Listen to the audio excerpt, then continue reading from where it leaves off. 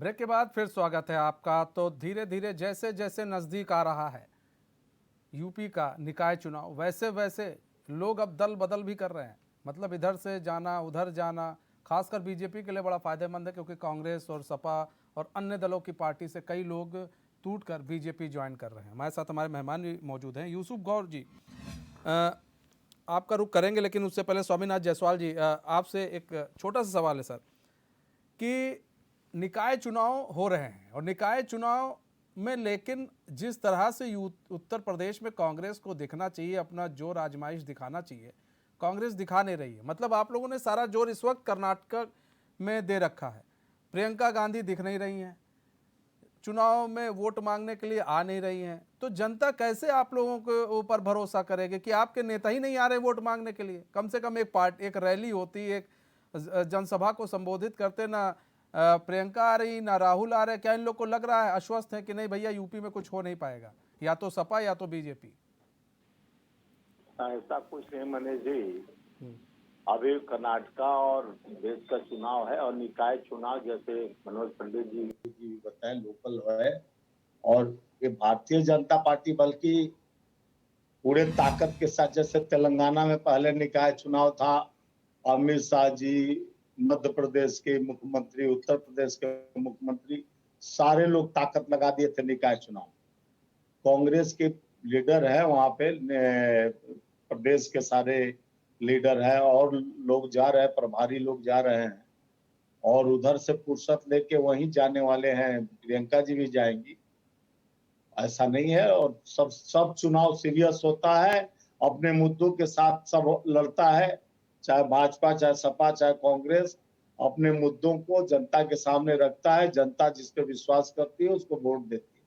लोकतंत्र में जनतंत्र सबसे मजबूत हथियार है और जनतंत्र के साथ जनता के सामने अपने उम्मीदों, जैसे मैं महंगाई की बात कहा, बेरोजगारी की बात कहा, लोगों के हाथ में काम की बात कहा, जिस तरह से मनरेगा हमारा सरकार में, भारतीय जनता पार्टी सरकार में 33% मनरेगा का पैसा काट दिया गया। जो मनरेगा आपातकालीन जिस तरह से लगा हुआ था, यानी कोरोना काल में मजदूरों को जीने का एक ताकत था, उसमें भी कटौती कर दी जाती है। तो ये सब मुद्दा लोकल है। बहुत सारे मुद्दे हैं जो किसानों का, महंगाई का, और लोगों को रोजमर्रा के जीने के लिए, जिंदगी के लिए पैसे क्या, कोई सोर्स ऑफ इनकम नहीं रह गया। पढ़े लिखे लड़के उत्तर प्रदेश के घूम रहे हैं, पलायन कर रहे हैं। हमारे मनोज भाई बोले कि बहुत उद्योग लग रहा है। पहले भी मेक इन इंडिया लगाकर पूरे देश में हर चौक चौमानी पर दिखाया गया कि मेक इन इंडिया और इंडिया शाइन, लेकिन होता कुछ नहीं है। इसमें आम आदमी, छोटे व्यापारी और जितने किसान हैं, मजदूर हो, उनको किस तरह से फायदा पहुंचाया जाए, ये लोकल चुनाव में ये सब मुद्दा बनता है। महंगाई पर कैसे कंट्रोल भाजपा करेगी, किस तरह 400 का सिलेंडर 1150 का कर दिया गया, 50-60 रुपया का तेल 200 रुपया कर दिया गया, पेट्रोल 100 रुपया का हो गया, डीजल 100 रुपया का हो गया। यूसुफ गौर जी, यही सब मुद्दा है लोकल। ठीक है इसी चुनाव में ये सब रहता है। सवाल ये है यूसुफ गौर जी कि एक तरफ अभी हमने बात की कि किस तरह से भाई प्रियंका गांधी हो, राहुल गांधी हो, इस तरह से चुनाव होने वाले हैं, निकाय चुनाव यूपी के अंदर वो उतना एक्टिव नहीं दिखाया गया जितना कर्नाटक में लोग इस समय एक्टिव हैं।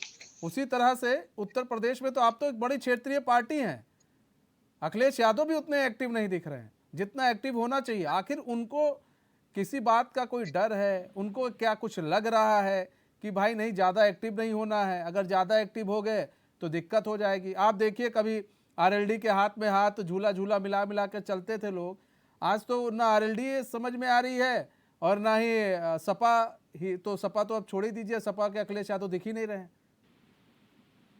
रीजन क्या है सर, रीजन?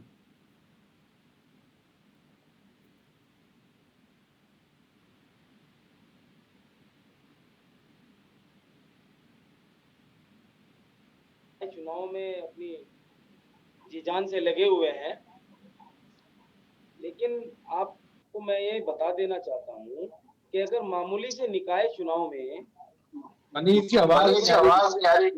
यूसुफ जी की आवाज थोड़ा तेज कर दिया जाए। यूसुफ जी आप बोलिए। यूसुफ जी एक सवाल ये है, ये आपको मामूली सा निकाय चुनाव लग रहा है? कोई चुनाव मामूली नहीं होता। हाँ, आप पहले मेरी बात सुन लीजिए। हाँ, एक निकाय चुनाव में जो हमारे देश का सबसे बड़ा सूबा है उत्तर प्रदेश, वहां के मुख्यमंत्री अभी शामली में आकर के गए। जो लोग कहते हैं कि सबका साथ है और सबका विकास है, वो आज फिर वही अपना कथन दोहरा कर गए हैं कि यहाँ की गर्मी हमने ठंडी कर दी। कोई वोट दे या ना दे, अगर कोई मुख्यमंत्री है तो वो सबका मुख्यमंत्री है। उन्हें जनता के लिए ऐसी बातें नहीं कहनी चाहिए। जिन मुद्दों को लेकर के वो सरकार में आए हैं, महंगाई के मुद्दों को लेकर के वो सरकार में आए हैं, उनके राज में सबसे ज्यादा महंगाई है। सिलेंडर आप देख लीजिए, अभी भाई साहब ने भी बताया कि सिलेंडर कहां से कहां चला गया है। आप जो लोकल, जो एक नॉर्मल आदमी की, एक मिडिल क्लास और एक बिल्कुल मजदूर आदमी की जो रोजमर्रा की जरूरतें हैं, आप उनका हाल देखिए ना, कितना महंगाई है, कितनी ज्यादा महंगाई। लेकिन सीधा है, जब भी चुनाव आएगा ये धर्म की अफीम लोगों को देंगे और सत्ता में आ जाते हैं। इन्हीं मुद्दों से, इन्हीं सब चीजों से समाजवाद की लड़ाई है। ठीक है।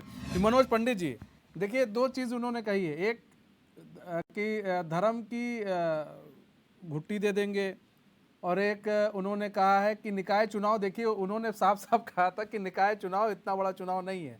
ठीक है, यूसुफ गौर जी को निकाय चुनाव बहुत बड़ा चुनाव नहीं लगता। और इन्होंने कहा है धर्म की अफीम। तो भाई आप लोग जो है ये कहाँ कहाँ से आप लोग ये सब माल का जो है सप्लाई कर रहे हैं? पहली बात हम ये लोग ये जानेंगे, ये माल की सप्लाई उप्लाई भी करने लगा है क्या बीजेपी? मनीष जी, चुनाव होता है। चुनाव बड़ा छोटा नहीं होता, चुनाव होता है। प्रधानी का चुनाव प्रधानमंत्री के बराबर होता है, ये कहावत सुनी है गांव में हम लोगों ने। और रही बात ये गर्मी निकाल देंगे, ये गर्मी निकाल देंगे किसकी? गर्मी निकाल देंगे उन अपराधी चरित्र के लोगों की, अपराधियों की। अपराधियों की गर्मी निकालने से इनको क्या परेशानी है? क्या ये चाहते कि अपराधी राज करें? आप ये बताइए कि अब से पहले किसी भी अपराधी को क्या सजा हो पाती थी? जितने बड़े अपराधी हैं उन सबको मुकदमे चल रहे हैं, ठीक है, पर किसी को भी सजा नहीं हो पाती थी, क्योंकि प्रशासन अदालतों में वो गवाह, वो सबूत, वो चीजें पेश नहीं कर पाते थे ताकि उनको सजा हो पाए। ये भी इतिहास में पहली बार हो रहा है कि इनको सजा होनी चालू हो गई। आप बिल्डोजर चलना चालू हो गया। अब तुरंत जो है ऑन स्पॉट जो चीजों को निपटाया जाता है, उससे क्या आपत्ति है इनको? भाई अगर चीजें हैं, आप सुरक्षित हैं तो चला पाएंगे ना। अगर घर सुरक्षित है तो हम रह पाएंगे, अगर हम सुरक्षित नहीं है हमारा घर, तो हम कैसे रह पाएंगे? अब ये तो मेरे मित्र पता नहीं कौन से चश्मे से देखते हैं, इनके चश्मे में क्या दिखता है क्या नहीं दिखता ये तो मैं नहीं कह सकता, पर ये जरूर कह सकता हूँ कि प्रदेश की जनता सबसे पहले सुरक्षा चाहती है, और सुरक्षा के बाद ही कुछ और चाहिए उनको। अगर सुरक्षित नहीं है तो चीजें नहीं है। जिस मुजफ्फरनगर की बात कर रहे हैं, अभी तक उत्तर प्रदेश के लोग उस मुजफ्फरनगर में समाजवादी पार्टी के टाइम में जो दंगा हुआ था अभी तक भूल नहीं पाए। अभी तक उस दंगे के निशान मुजफ्फरनगर में, कराना में नजर आते। तो जनता में जो विश्वास है वो भारतीय जनता पार्टी ने पैदा किया है, और उस विश्वास में एक भरोसे की बात है। देखिए आज आप किसी से भी आप वोट कोई आपको देता है तो भरोसा है तो देगा, वरना नहीं देगा। ठीक है। स्वामीनाथ जायसवाल जी, देखिए भरोसा होगा तो वोट देगा, वरना नहीं देगा। दूसरी चीज ये है, देखिए स्वामीनाथ जायसवाल जी, कि ये जो निकाय चुनाव है, इस निकाय चुनाव में बीजेपी तो भाई हर चीज को कैच करने की पूरी कोशिश करेगी। जिस तरह से इनकाउंटर हुए तो उसको कैच करेगी, क्योंकि एक क्राइम का मुद्दा भी रहता है कि प्रदेश में हमने क्राइम कंट्रोल किया है। भाई लगातार वो बता रहे हैं सीएम योगी, जिस तरह से लगातार वो रैली पर रैली कर रहे हैं, पूरे जोश खरोश के साथ उतरा है, पूरा बीजेपी अमला उतर गया इस निकाय चुनाव को जीतने के लिए। ये एक सबक भी है कि देखिए चुनाव इन्होंने दिखा दिया कि ये चुनाव छोटा नहीं है, हर चुनाव बहुत बड़ा हो गया है। बीजेपी ने इस चीज को प्रूव करने के लिए हर चुनाव में अपनी पूरी पार्टी की ताकत झोंक रखी है। लेकिन अगर हम अदर पार्टी की बात करें तो वो दिख ही नहीं रही है। बीजेपी के आमने सामने बगल कहीं दिख ही नहीं रही है सर। क्यों, रीजन कहां पर है, क्या है? देखिए, बीजेपी तो प्रचार तंत्र और प्रोपगंडा जिस तरह से देश के प्रधानमंत्री ही दिखाते रहते हैं, और उत्तर प्रदेश में जिस तरह से अतीक अहमद का वो अभी शामली में जिस तरह का भाषा का प्रयोग मुख्यमंत्री ने किया, पहले पार्लियामेंट के विधानसभा के अंदर माफियाओं को मिट्टी में मिला देंगे, तो अच्छी बात है, मिट्टी में मिला दिए, माफिया को मिला देना कोई बुरा नहीं है। लेकिन जिस तरह से लैंड एंड ऑर्डर का हवाला दे रहे थे कि उत्तर प्रदेश सुरक्षित प्रदेश हो गया है, बुलडोजर बाबा ने कमाल कर दिया है, यहाँ की पुलिस कमाल कर दी है, अगर सवाल उठता है सुप्रीम कोर्ट भी सवाल उठाएगा। पहले ही योगी जी बोले हैं कि पहले हमसे भी पूछ लेगा सुप्रीम कोर्ट, यानी सुप्रीम कोर्ट को भी निर्देश दे रहे हैं कि पहले मेरा सुन ले तब कोई उस पे करेगा। तो ये उत्तर प्रदेश में देखिए बहुत माफिया, बड़े बड़े सिंह लोग हैं, बड़े कुलदीप सिंह सेंगर, स्वामीनाथ जायसवाल जी आपने जोड़ दिया, आखिर ठाकुरवाद नहीं आए बीच में। हाँ, आप लेकर चले आए जितने भी सिंह हैं। फिलहाल माफियाओं का कोई जाति धर्म नहीं होता है, लेकिन आप ले आए उस चीज को। लेकिन इनके साथ भी कुलदीप सेंगर सर जेल में नहीं है, स्वामीनाथ जायसवाल जी, कुलदीप सेंगर जेल में नहीं है। कुलदीप सेंगर तो जेल में है, वो तो जिस तरह से किए थे, और जो किसानों पर गाड़ी चढ़वाए, वो लड़का जेल में नहीं है, कुमार टेनी, तो उनको इस्तीफा नहीं देना चाहिए। अजय कुमार टेनी को जिस तरह से डंका पीट रहे थे, उनका बेटा गाड़ी बोले कि अगर हमारे परिवार का एक सदस्य का नाम आ जाएगा तो मैं इस्तीफा दे दूंगा। उनका बेटा को एसआईटी रिपोर्ट में यानी बताया गया कि ये साजिश के तहत किसानों पर गाड़ी चढ़वाया गया। जो सरकार में किसानों पर गाड़ी चढ़ाया जाता है, मजदूरों पर सरकार हंसती है। कोरोना काल में जिस तरह से लॉकडाउन लगा दिया गया, प्रधानमंत्री जी और मुख्यमंत्री जी हंसते हैं प्रधानमंत्री जी की कांग्रेस वाले उत्तर प्रदेश जाने के लिए, बिहार जाने के लिए मजदूरों का टिकट करा रहे हैं। अरे भाई, हम मजदूरों को मजबूर होकर बेचारे मर रहे हैं, उनका आंकड़ा सरकार नहीं देती है, उत्तर प्रदेश सरकार नहीं देती है, भारत सरकार आंकड़ा नहीं देती है। कोरोना काल का पीएम केयर पैसा का फंड के कहाँ चला जाता है उसका सवाल पर जवाब नहीं देती है। Uttar Pradesh land and order का इतना बड़ा घोटाला, 50 पुलिस वालों के सामने 3 लड़के आते हैं अपराधी और गोली चलाते हैं, और पुलिस तितर बितर पूरे मीडिया के सामने मुखदर्शक बनकर देखती रहती है। तो लैंड एंड ऑर्डर का जो हवाला देते हैं, अपराधी को कानून है सजा देने के लिए, लेकिन अपराधी को मारने के लिए उसी कानून के तहत तो उनको पकड़ा गया जायसवाल जी, उसी कानून के तहत पकड़ लिया गया उनको। कानून के तहत पकड़ा गया तो कानून के साजिश के तहत मरवाया गया। कानून का हवाला दे रहे थे, लैंड एंड ऑर्डर का हवाला दे रहे थे, तो उनको कैसे पता चल गया कि इतने टाइम पर जाएंगे डॉक्टरी चेकअप के लिए? उनको गाड़ी से लाया जाता है, बेजाते 3 लड़के लुक जाते हैं, मारते हैं, जय श्री राम कहते हैं, भगवान को भी बदनाम करते हैं। तो इस तरह का षड्यंत्र उन्हीं के सरकार में हो रहा है ना। अपराधी को सजा देने का कोर्ट का काम है। स्वामीनाथ जायसवाल जी, को आप बड़े सीनियर है सर, स्वामीनाथ जायसवाल जी आप बड़े सीनियर हैं और अच्छे लीडर भी हैं। स्वामीनाथ जायसवाल जी, आपको सुनिए, मेरी बात सुनिए, योगी जी जाके कह रहे हैं, मेरी बात सुनिए, आपने उठाया है तो मैं एक छोटा सा जवाब भी दे दूं इसके लिए। लैंड एंड ऑर्डर का धज्जियां उड़ गया और गर्मी ठंडा हो। ठीक है, इन सवालों का जवाब भी ले लेंगे हम मनोज पंडित जी से, लेकिन एक छोटा सा सर ये है, आपको भी मालूम है सर, जब कोई चोर चोरी करने जाता है किसी घर में, तो ऐसा नहीं है कि जाके तुरंत कूद गया वहां पर चोरी करके चला गया। वो पहले वहां पर रैकी करता है, वहां की अच्छे से रैकी करता है, उसके बाद वो चोरी करने जाता है। अमूमन बहुत कम होता है कि ऐसे चोर होते हैं जो छोटे मोटे चोर होते हैं घुस जाए, वरना पहले हर घर की रैकी होती है, रैकी करने के बाद लोग चोरी करने जाते हैं। ऐसे हत्या में भी चीजें होती हैं, पहले रैकी की जाती है, उन्होंने रैकी की इस चीज को लेकर। फिलहाल मनोज पंडित जी से हम जवाब ले लेते हैं। मनोज पंडित जी, देखिए कई सारे सवाल जो है स्वामीनाथ जायसवाल जी उठा रहे हैं, और अब तो निकाय चुनाव जो है धीरे धीरे नेशनल चुनाव बन गया है, और लेकिन यूसुफ गौर जी को वो अभी छोटा ही चुनाव लग रहा है, लेकिन ये तो पूरा चुनाव जो है नेशनल चुनाव बन गया है। मनोज पंडित जी, यूसुफ गॉड को इसलिए छोटा चुनाव लगता है कि यूसुफ गॉड की इस चुनाव में ज्यादा पार्टिसिपेट करने की कोशिश। आप देखिए, अभी आपने कहा अखिलेश जी निकले नहीं प्रचार पे। अखिलेश जी कैसे निकलेंगे? Akhilesh ji one man army वाली बात है। आप ये देखिए, टिकट्स भी उनको फाइनल करने हैं, चीजें भी उनको करनी है। एक एक टिकट पे बिल्कुल प्रत्याशी से मिलना है, किसको टिकट देना है, किसको नहीं देना है। तो समय जो होता है वो इतना निकल नहीं पाता कि वो फिर प्रचार भी कर पाए। ये सिस्टम है यहाँ पर। नगर नगर अध्यक्ष से लेके ब्लॉक अध्यक्ष से लेके पन्ना प्रमुख से लेके और प्रदेश कार्यकारिणी, जिला कार्यकारिणी, सारी कार्यकारिणी लगी होती हैं और एक सर्वे किया जाता है। उस सर्वे के हिसाब से टिकट्स का बंटवारा होता है। अगर आप चाहें कि सारा काम आप खुद ही कर लें, अब मनीष जी आप जिस चैनल में हैं, यहाँ पे आप एंकरिंग कर रहे हैं, आप ये सोचे कि मैं एडिटिंग भी खुद कर लूं और सारी चीजें कर लूं, कैमरा भी खुद ही चला लूं, तो क्या ये पॉसिबल है? जिस व्यक्ति का काम है वही करेगा तो उसकी जिम्मेदारी अच्छे से निभा पाएगा। अगर आप सारे काम खुद अकेले कर लेंगे तो नहीं, पॉसिबल नहीं है ये। रही बात मेरे मित्र जो कह रहे हैं कि भाई उन 3 लोगों ने आके हत्या कर दी, बिल्कुल ठीक बात है, हत्या कर दी, पर लेकिन आप ये देखिए कि तीनों में से एक भी बचा नहीं, सब पकड़े गए हैं। जिन अधिकारी, जो वहां के लोग जो दोषी थे, 18 पुलिसकर्मी, उन सब के ऊपर कार्रवाई हो रही है, मुकदमा दर्ज हो गया है, सब कुछ हो गया है।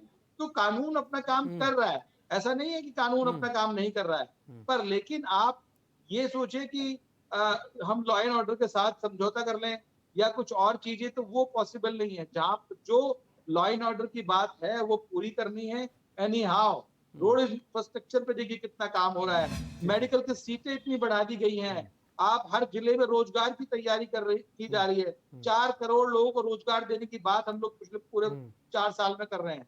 तो ये ऐसी स्कीमें हम लोग लेके आए उत्तर प्रदेश में कि जिस जिले में जो चीजें उत्पादन होता है उस जिले में वहीं का उत्पादन बढ़ाया जाए और जिले में ही यूसुफ युवाओं गौर को जी, रोजगार दिया जाए ताकि ठीक है पलायन मनोज करने की पंडित जी। आवश्यकता यूसुफ ना गौर जी, सवाल ये है सर, देखिए कि Akhilesh Yadav one man army बनकर पूरा मतलब चला रहे हैं, सिस्टम चला रहे हैं, ऐसा आपके यहाँ के जो लोग छोड़ रहे हैं पार्टी, उनका भी कहना है। और ये दिख भी रहा है कि किस तरह से वो अकेले व्यक्ति जो है सब कुछ चलाने की कोशिश की जा रही है, ताकि ऐसा ना हो कि हमारे ऊपर कोई बैठ जाए या फिर ऐसा ना हो कि पार्टी के अंदर किसी और मजबूत हो जाए कोई और। तो ऐसे कैसे चलेगा सर? चुनाव है, चुनाव में अगर आप अकेले सोचेंगे हम सब कुछ कर लें तो यहाँ तो चल नहीं पाएगा। आपको चुनाव में लोगों के बीच में जाना पड़ेगा, लोगों की भावनाओं को समझना पड़ेगा। सबसे बड़ा बात तो ये है निकाय चुनाव में। अच्छा आप बताओ कि कितने उन्होंने अभी तक निकाय चुनाव में कितना वो घूमे हैं, कितने गली मोहल्ले अखिलेश यादव ने घूमे हैं। एक मुख्यमंत्री तो लगातार वो दौरा कर रहे हैं, लेकिन अखिलेश यादव को तो पता ही नहीं चल रहा, वो तो विपक्ष में बैठे हैं, उनको तो कम से कम गली मोहल्ले में दौरा करके लोगों से बात करनी चाहिए। कैसे समझाएंगे सर आप लोग? नहीं है भाई साहब, जो हमारे मनोज पंडित जी ने कहा कि वो वन मैन आर्मी, ये तो बात सही है आपकी कि हमारे अखिलेश जी इतने काबिल हैं कि उन्हें वन मैन आर्मी कहा जा सकता है। लेकिन जो आपने पूरा प्रोसीजर बताया है कि सब कुछ वो खुद ही करना चाहते हैं, ऐसा नहीं है। पूरी कमेटियां बनाई हुई हैं, पश्चिम में अलग है कमेटी, मध्य में अलग है, पूर्व में अलग है। आपको शायद पूरी जानकारी नहीं है। कमेटियां बनाई गई हैं, तीनों दलों की कमेटियां बनाई गई हैं, उन्होंने ही सब चीजें की हैं। सब किनको प्रत्याशी बनाना है, किनको नहीं बनाना है, सब चीजें तय करके अखिलेश जी को दी हैं, तब जाकर के ये सब हुआ है। ऐसा तो नहीं है। और रही बात अखिलेश जी के चुनाव में निकलने की, तो डेट्स वगैरह आ चुकी हैं सब, आप भी देखेंगे। कल परसों से आप देखना शुरू कर देंगे, अखिलेश जी के भी प्रोग्राम लगने शुरू हो जाएंगे। मतलब अब मुश्किल से चार दिन बचे हैं, अब अखिलेश जी निकलेंगे। मतलब अब उनको लगेगा कि हाँ थोड़ी धूप कम हो गई है, तब निकलेंगे कि भैया हमारा जो रंग है वो फीका ना पड़ जाए। मैं आपसे एक बात और कहना चाहता हूँ, जो भी भाई साहब ने कहा मैं उसका जवाब देना चाहूंगा, क्योंकि आप फिर मुझ तक नहीं आ पाए थे। इन्होंने कहा कि न्यायपालिका में सुधार आ गया है भारतीय जनता पार्टी के आने से। तो मैं भाई साहब से बस ये पूछना चाहता हूँ कि भारतीय जनता पार्टी ने न्यायपालिका में ऐसे क्या बदलाव किए हैं जो इल्जाम, इसका मतलब ये है जो कहा जाता है कि न्यायपालिका में इंटरफेयर करती है भारतीय जनता पार्टी, इसका मतलब ये बात सच है। जो एक्स जजेस वगैरह जो सब बातें कहते हैं कि भारतीय जनता पार्टी न्यायपालिका में दखल करती है, इसका मतलब ये बात सच है। आप न्यायपालिका में कैसे सुधार ला सकते हैं? आप किन्हीं चीजों को कैसे बदल सकते हैं? जो कानून का काम है, आप अगर कानून को करने नहीं देंगे, आप बीच सड़क पे किसी को भी गोली मार देंगे। वो कहाँ मार रहे हैं? बीजेपी के लोग कहाँ मार रहे हैं? ये तो अपराधी मारे हैं ना। आप क्या मतलब हर चीज में आपने बीजेपी वीडियो नहीं देखी है नेताजी की? आपने एक नेताजी की वीडियो नहीं देखी है कि अतीक को और अशरफ को किसने मारा? हमने मारा। आपको मैं भेज दूंगा वो वीडियो, आपके पास भी भेज दूंगा। भारतीय जनता पार्टी के वो नेताजी हैं, वो प्रचार कर रहे हैं हमारी कि वोट हमें दीजिए, अतीक को अशरफ को हमने मारा है। हमने नहीं, आप समझ नहीं पा रहे हैं चीजों को, ठीक है? उसको भी समझने की जरूरत है। यूसुफ गौर जी, ये उनका ये कहना है कि ये लोग हमारे शासन काल में मारे गए हैं, ठीक है? उनका कहना ये है, हमारे शासन काल में मारे गए हैं, बीजेपी के शासन काल में मारे गए। इसका मतलब जब वो तीनों कातिल जब वो जेल से रिहा होंगे तो बिल्किस बानो के बलात्कारियों की तरह उनका भी मालाओं से स्वागत किया जाएगा। कई वीडियो ऐसी जारी हुई हैं जो लोग मिठाई बांट रहे हैं। अगर आप जनता के अंदर ऐसा जहर भरेंगे तो कल को पुलिस की और कानून की किसी को जरूरत ही नहीं होगी। लोग जाएंगे और खुद गोली मार दिया करेंगे। फिर न्यायपालिका की कहाँ जरूरत है? आप लोग सवाल उठा रहे हैं, लेकिन सवाल तो यही, हम आते हैं। एक सेकंड, मेरे पास समय कम है। स्वामीनाथ जायसवाल जी, सर 5 सेकंड में। स्वामीनाथ जायसवाल जी, कब से कांग्रेस थोड़ी मजबूती से दिखेगी? आपने 3 माफिया पैदा कर दिए। स्वामीनाथ जायसवाल जी। मनीष जी, कांग्रेस अब मजबूती से ही दिखेगी, क्योंकि कांग्रेस के साथ ही विश्वास होगा, क्योंकि जनता जिस तरह से भारतीय जनता पार्टी के सुशासन में भय प्राप्त हो चुका है, जिस तरह से लॉ एंड ऑर्डर और जस्टिस जुडिशियल की बात करते हैं भाजपा के लोग, उनके मुंह से अच्छा नहीं लगता है। लॉ एंड ऑर्डर बिल्कुल। बहुत बहुत धन्यवाद सर, समय कम है हमारे पास। बहुत बहुत धन्यवाद आप सभी मेहमानों का हमारे साथ जुड़ने के लिए और अपना बहुमूल्य समय देने के लिए।